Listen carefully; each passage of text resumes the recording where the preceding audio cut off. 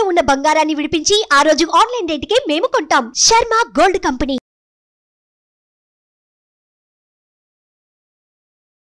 Hi, welcome to our channel. ఈరోజు మనతో పాటు ఉన్నారు జ్యోతిష్య వాస్తు పండితులు, జ్యోతిష్య వాస్తు శిక్షణ నిపుణులు, మహాగౌరి ఉపాసకులు శ్రీ దింటకుర్తి మురళీకృష్ణ గారు.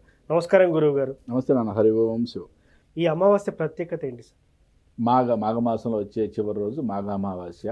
ఓకే. 10వ తారీఖు ఆదివారం వచ్చింది. ఆదివారం అమావాస్య అంటే అసలు జనరల్గా అమావాస్య రోజు అవి చేయొద్దు, ఇవి చేయొద్దు, ఇవి చేయొద్దు, అవి చేయొద్దు అనుకుంటాం కదా. అంటే ఏదన్నా వస్తువులు కొనాలన్నా వద్దు అనుకుంటాం, ఏదన్నా మంచి శుభకార్యాలు చేయాలంటే నో, అమావాస్య పనికి కాదు అనుకుంటాం. ఇట్లా రకరకాలుగా మనం అనుకుంటాం కదా. మరి అమావాస్య దేనికి ఉపయోగపడుద్ది? అమావాస్య అద్భుతమైన పితృకార్యాలు చేయడానికి, భగవత్ ఆరాధనకి, శక్తి ఆరాధనకి, శివారాధనకి కూడా అద్భుతంగా ఉపయోగపడుతుంది. చాలా అద్భుతంగా అన్నమాట. అంటే ఇక్కడ సాంఖ్యయోగంలో కూడా మనకి 10వ తారీఖు చాలా అద్భుతమైన రోజు. 1 and 3 కోడ్ అంటాం. 1 and 1 కోడ్ గురించి మనం మాట్లాడుకున్నాం జనవరిలో. ఇప్పుడు మార్చిలో 1 and 3 కోడ్, ఇది కూడా మనకి చాలా అద్భుతమైన యోగకారకం అని చెప్పాలి. 1 and 3 కోడ్ అనేది జ్ఞానానికి సంబంధించింది, దైవ బలానికి సంబంధించిన నెంబర్ అని చెప్పాలి. అంటే దైవ చింతనకి, మనకి దైవ అనుగ్రహం కలగడానికి ఒక అద్భుతమైన రోజు అని చెప్పాలి. మరి ఈ అమావాస్య రోజు ఏం చేస్తే మంచిది? ఈ అమావాస్య రోజు అంటే మాఘమాసం ప్రశస్తమైనది రాజశ్యామల. అంటే మాఘమాసం మనకి పాడ్యం నుంచి మొదలే రాజశ్యామల నవరాత్రులతో మొదలవుతాయి. కాబట్టి ఈ అమావాస్య రోజు కనుక రాజశ్యామల హోమం చేస్తే రాజవశ్యం జరుగుతుంది అని చెప్పచ్చు. అంటే ఇప్పుడు రాబోయే ఎలక్షన్ల కోసం చాలామంది ఉత్సాహంగా ఉన్నారు కదా. 10వ తేదీన రాజశ్యామల హోమం చేయటం వలన చాలా అద్భుతమైన ఫలితం ఉంటుంది. దాంట్లో ఎటువంటి అపనమ్మకం పెట్టుకోవాల్సిన అవసరమే లేదు. ఇంకా దేనికి ఉపయోగపడుతుంది? పితృకార్యాలు చేయడానికి అద్భుతంగా, ఎటువంటి పితృకార్యాలు చేయడానికి కూడా అద్భుతంగా ఉపయోగపడుతుంది. ఇంకా చాలామందిని వేధిస్తున్న సమస్య ఏంటంటే, ఎక్కువ మంది జాతకుల్లో, ఇప్పుడు నా దగ్గరికి చాలా క్లయింట్స్ వస్తుంటారు, ఎక్కువ జాతకాల్లో పితృదోషాలు కనబడుతున్నాయి. అంటే అసలు మా తండ్రుల దగ్గర నుంచే అసలు పిండాలు పెట్టడం మానేసి, శ్రాద్ధాలు పెట్టడం మానేసామను. అది లేదా కొంతమందికి అసలు మాకు లేవు సార్, అటువంటి మేము అసలు మాకు తెలియదు, మేము పెట్టం మనం. కొంతమంది ఏమో ఉన్నా కానీ పెట్టబోవటం. అంటే దౌర్భాగ్యం ఎట్లా తయారైందంటే, చాలామంది ఉండి పెట్టుకునే వాళ్ళు కూడా చాలామంది ఉన్నారు. ఆచారం ఉండి పెట్టిన వాళ్ళు కూడా ఉన్నారు. ఆచారం లేని వాళ్ళు ఏంటంటే మహాలయ పక్షాల్లో పెట్టుకునే వాళ్ళు ఉంటారు కొంతమంది, అవి కూడా సరిగా పెట్టిన వాళ్ళు. ఇవన్నీ కూడా మనకి జ్యోతిష్యంలో, జాతకంలో క్లియర్గా పితృదోషాల కింద కనబడుతుంది. ఈ పితృదోషాలకి ఎన్నో పరిష్కారాలు చెప్పబడినాయి. బట్ అత్యంత సులువైన పరిష్కారంగా మనం దీన్ని చెప్పుకోవచ్చు.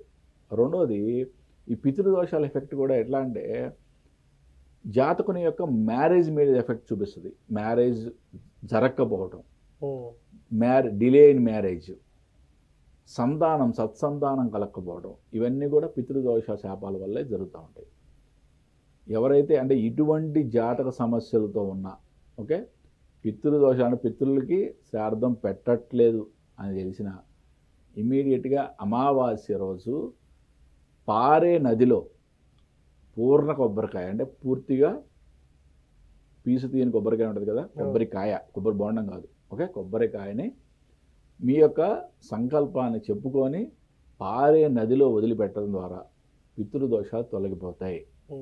మరి ఇమీడియట్గా నువ్వు అడుగుతావు కదా, సో నువ్వు ఏమని గురుగారు ఒకసారి చేస్తుంది అలా ఇది ఏంటని అంటే, ఇప్పుడు వరకు చేసిన పాపం అనుకుందాం, మనం తెలుసో తెలియకో చేశాం. ఇప్పుడు మీకు పరిష్కారం దొరికింది కదా. అవును, పితృదోషాలు అనేవి ఉండకూడదు అని తెలిసింది కదా.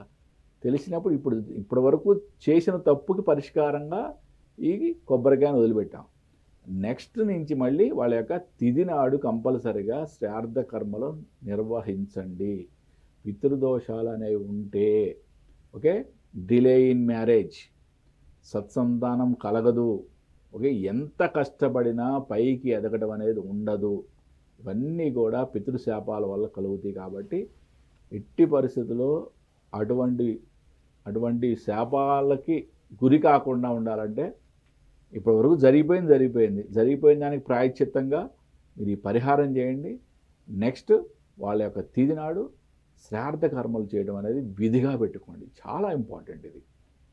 సో దీనివల్ల ఇటువంటి ఆటంకాలన్నీ బయటపడే మార్గం ఉంటుంది. ఇటువంటి ఆటంకాల నుండి మనం ఎగ్జాక్ట్లీ, అంటే జాతకంలో పితృదోషాలు అనేది క్లియర్ తెలిసిపోద్ది. ఎవరికైతే జాతక సమస్యల్లో పితృదోషాలు ఉన్నాయో, ఓకే, ఇప్పుడు నా జాతకం నేను చూసుకోలేను గురుగా, నాకు ఈ ప్రాబ్లమ్స్ ఉన్నాయి అన్నా కూడా మేము శ్రాద్ధకర్మ సరిగా నిర్వర్తించట్లేదన్నా ఫస్ట్ రేపు అమావాస్య రోజు పారే నదిలో ఈ యొక్క పరిహారం చేయండి. చేస్తే మీకు ఇప్పటి వరకు చేసిన దానికి క్షమాపణ అనుకోండి. ఓకే, పితృదేవతలు క్లియర్గా చెప్పుకొని మీరు వాళ్ళు దాంతో సంతృప్తి పడమని చెప్పి మీరు నెక్స్ట్ వచ్చే తిథినాడు వాళ్ళ యొక్క తిథినాడు కంపల్సరిగా శ్రాద్ధ కర్మలు నిర్వర్తించండి. అంటే ఇప్పుడు ఫర్ ఎగ్జాంపుల్ జాతకుడికి సమస్య ఉంది, జాతకుడు వాళ్ళ తండ్రి గారికి శ్రాద్ధం పెట్టట్లేదు, డేటు అని తెలుసు కానీ పెట్టట్లేదు అనుకుందాం. పెట్టట్లేదు, ఇతనికి వివాహం కావట్లేదు, లేదా వివాహం అయింది సంతానం కలగట్లేదు, ఏదో ప్రాబ్లం ఉంది కానీ జాతకం లేదు. బట్ క్లియర్ తెలిసిపోతుంది కదా, నా తండ్రికి నేను శ్రాద్ధం పెట్టట్లేదు, నాకు ఈ ప్రాబ్లమ్స్ ఉన్నాయని తెలిసిపోతుంది కదా నీకు క్లియర్గా తెలిసిపోవడం. జాతకం చూడాల్సిన అవసరం ఉంది. ఫస్ట్ ఎవరైతే చెయ్యట్లేదో పితృకర్మలు ముందు ఇమీడియట్గా వాళ్ళు ప్రాయశ్చిత్తంగా ఫస్ట్ రేపు అమావాస్య నాడు మాఘమాసం అత్యంత అద్భుతమైన నెల. ఓకే, ఈ అమావాస్య చాలా అద్భుతం, దాంట్లో 1/3 రావడం ఇంకా అద్భుతం. ఓకే, ఇన్ని అద్భుతమైన అనుకూలాలు రావడం చాలా మంచిది. ఆ రోజు ఈ ప్రాయశ్చిత్తం చేసుకొని నెక్స్ట్ మీ తండ్రి గారి తిథి ఎప్పుడైతే ఉందో, ఓకే, మీ పూర్వీకుల తిథి ఎప్పుడైతే ఉందో అప్పటికి కంపల్సరిగా వారికి శ్రాద్ధ కర్మలు అనేది శ్రద్ధతో నిర్వహించండి. దాంతో అద్భుతమైన ఫలితం ఉంటుంది. ఎందుకంటే ఇప్పుడు మనకి ఊర్ధ్వలోకాల్లో ఒక లోకం వచ్చి పితృదేవతల లోకం. మనకి 1 సంవత్సరం గడిస్తే వాళ్ళకి 1 రోజు. ఓకే, ఒక ఉత్తరాయణం పగలనుకుంటే దక్షిణాయనం రాత్రి అనుకుందాం. అట్లా అనుకున్నప్పుడు వాళ్ళు చనిపోయిన తిథి నాడు వాళ్ళు వస్తారు కంపల్సరిగా, నా కొడుకు ఏం పెడుతున్నాడు అని. అంతా ముద్ద పెట్టకపోతే శ్రద్ధతో శ్రాద్ధం పెట్టకపోతే వాళ్ళు తినేది అదే కదా, దానికోసం వస్తారు వాళ్ళు. అది పెట్టకపోతే వాళ్ళకి క్షోభిస్తారు, వాళ్ళకి క్షోభిస్తే అది శాపంగా తగులుతుంది నీకు. ఇది ఊరికి పురాణాల్లో ఇవన్నీ ఊరికే చెప్పలేదు నాకు, ఇవన్నీ మరి అవి చేయని వాళ్ళకి ఎందుకు మరి జాతకంలో కూడా సమస్యలు కనబడుతున్నాయి. చేయకపోతేనే కనబడుతున్నాయి కదా, చేసేవాళ్ళకి ఎందుకు కనబడట్లేదు. కాబట్టి ఏంటంటే దీన్ని అద్భుతంగా ఉపయోగించుకోండి. తెలుసో తెలియకో తప్పు జరిగింది, దాని ప్రాయశ్చిత్తంగా ముందు ఈ పరిహారం చేసుకోండి. నెక్స్ట్ వాళ్ళకి వచ్చే తిథినాడు మాత్రం కంపల్సరిగా శ్రద్ధతో శ్రాద్ధం పెట్టండి. నిజంగా సార్, అమావాస్య రోజు మనం ఈ చిన్న రెమెడీ చేసినట్టయితే ఇప్పుడు ఏ సమస్యలతో మనం బాధపడుతున్నామో వాటన్నిటి నుండి బయటపడచ్చు అని చాలా చక్కగా చెప్పారు. Thank you. నమస్తే నాన్న. హరి ఓం. చూశారు కదా, అమావాస్య రోజు చేయాల్సిన రెమెడీ ఏంటి, దానివల్ల ఎటువంటి ఫలితం ఉంటుందనేది గురువుగారి మాటల్లో తెలుసుకుందాం. ఇది వాటి కార్యక్రమం. మరో కార్యక్రమంలో మళ్ళీ కలుద్దాం. Thank you.